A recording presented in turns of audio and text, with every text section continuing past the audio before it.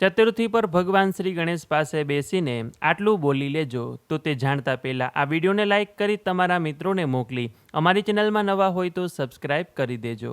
તો ભગવાન પાસે બેસીને બે હાથ જોડીને બોલવાનું કે હે વિઘ્નહર્તા શ્રી ગણેશ ભગવાન, આપ સર્વ મંગલના દાતા, બુદ્ધિના સ્વામી અને ભક્તોના દરેક દુઃખ દૂર કરનાર છો।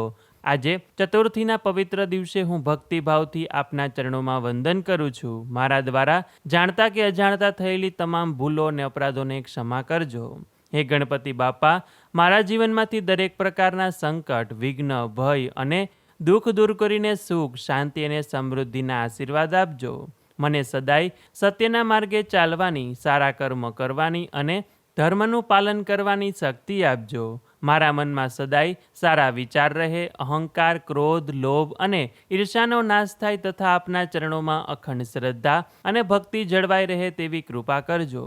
હે ગજાનન, મારા પરિવારના દરેક સભ્યને ઉત્તમ આરોગ્ય, દીર્ઘાયુષ્ય, સુખ, સમૃદ્ધિ અને પરસ્પર પ્રેમ, એકતા પ્રદાન કરજો। અમારા ઘર પરિવારમાં સદાય આનંદ અને શુભતા રહે તથા કોઈ પણ પ્રકારનું દુઃખ કે અશાંતિ પ્રવેશ ન કરે। જે પણ શુભ કાર્ય કરીએ તેમાં આપના આશીર્વાદ હંમેશા અમારી સાથે રહે।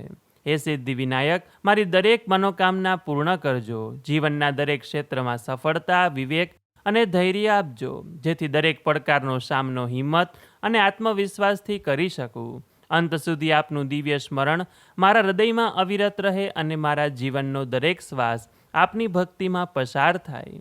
હે કરુણામય શ્રી ગણેશ, આ ચતુર્થીનું વ્રત, પૂજા અને પ્રાર્થના ભક્તિપૂર્વક સ્વીકારીને અમારા પર સદાય આપની કૃપા દ્રષ્ટિ વરસાવજો। અમારા જીવનમાંથી તમામ સંકટો દૂર કરીને સદાય સુખ, શાંતિ અને સમૃદ્ધિ તેમજ કલ્યાણના આશીર્વાદ આપજો।